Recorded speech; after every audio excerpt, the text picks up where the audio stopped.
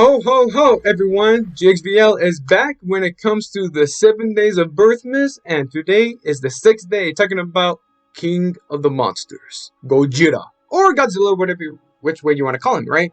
Yeah, he's the walking, fire breathing, or atomic breathing, mutated dinosaur that hates humans, or that he loves humans, depending on your favorite iteration, okay? My most favorite iteration of Godzilla will always and will be the Heisei Godzilla. But before getting more into that, I gotta say, I started watching Godzilla back when, of course, when I was a kid, when I had my big brother around, but he was disconnected from Godzilla. So, on how I got Godzilla, that was not from him, was definitely my own grandfather. He watched the Sci-Fi Channel before Sci-Fi changed their logo with the letter Y's instead of going for science fiction as the abbreviation, right? So, I was lucky to watch the reruns or the of the old movies that were the Showa era Godzilla films, and maybe one or two Heisei Godzilla films if I'm lucky to watch, right? And I gotta say, I really loved them a lot, and that I finally get to eventually play. Of course, that was Godzilla Destroy All Monsters Melee on my GameCube, and especially I think it was called Godzilla with the same name, so to speak, but on the Game Boy Advance. I could be mistaken on that, so please correct me if I made that mistake, okay? So, yeah, I grown to love Godzilla to this very day still, and I want to talk about on why I love the Heisei Godzilla films, because they had a very story-driven continuity, despite being very flawed in a sense, thanks to the likes of the Godzilla versus King Ghidorah, which I might want to get into someday when it comes to being a little bit more in depth.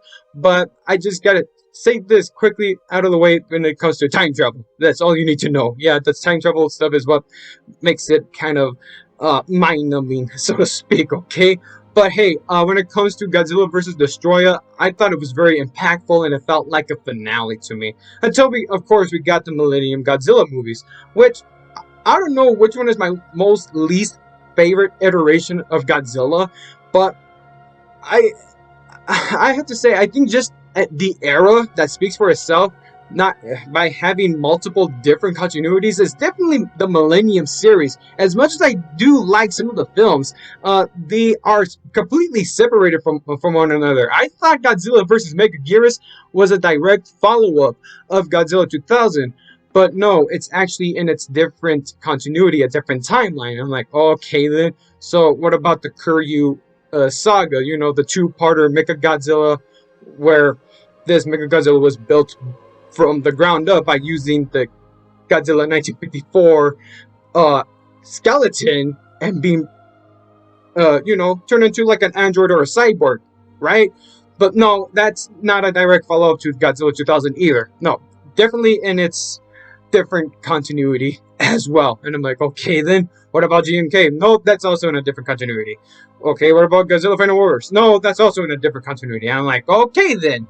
So they're all definitely disconnected from one another, aside from, of course, the Kuryu saga. Okay, so I'm like, yeah, this is definitely my least favorite era, despite being one of my favorite films, such as 2000, the Kuryu films, GMK, and Final Wars. And can we just mention this, that Godzilla Final Wars is the definition of what Godzilla should be and who's supposed to be. He's the antagonist, an anti-hero. He fights monsters. He hates humanity.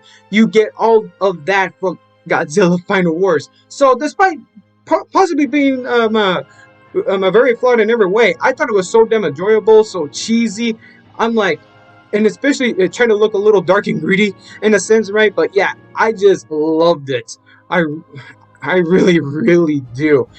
But what do I have to say with the Showa Godzilla films? Well, it wasn't for them. I wouldn't be getting into Godzilla as of late. But I gotta say, they are cheesy at best. They are pure escapism. I wouldn't take them that seriously, but I would say that I don't dig too much when it comes to Godzilla being a full-on hero, especially going like this. But hey, if people love him, people love him, which is fine by me. I'm just for one not too crazy with superhero Godzilla, which would be maybe something interesting to watch, right? Oh wait, that's basically Hanna-Barbera Godzilla, huh? Well, at least that one is way better than what we initially got when it comes to Godzilla anime trilogy. Yeah, one of my least iterations and era coming out from this day and age. But hey, I do want to get this out of the way by saying that, like, Godzilla 1998 was a thing, right? And it did spawn a very awesome show, so let's give it that, okay? And also, I gotta get this out of my system. I did dress up as the Godzilla 1998 when I was a kid. Not kidding. There was a costume. I wish I had a picture to show it, but I just thought it looked so damn cute. And also, I'm like, wow, I can't believe I actually wore that.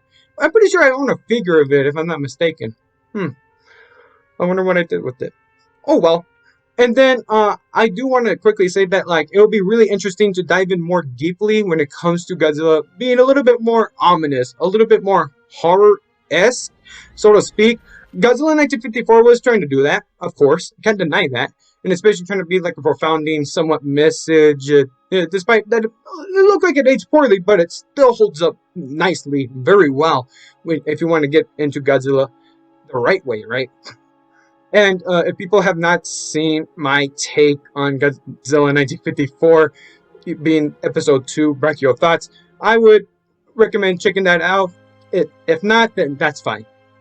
And then there's, of course, that is the Godzilla Kuryu saga movies.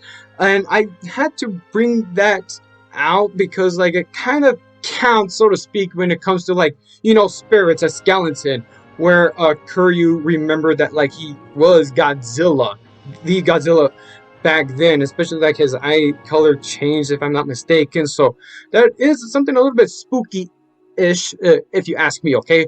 And then there was GMK, where Godzilla is built up from souls of the living dead, and we see that that King Ghidorah is actually the good guy to root for, especially with Mothra and Paragon, right? To defeat this evil Godzilla.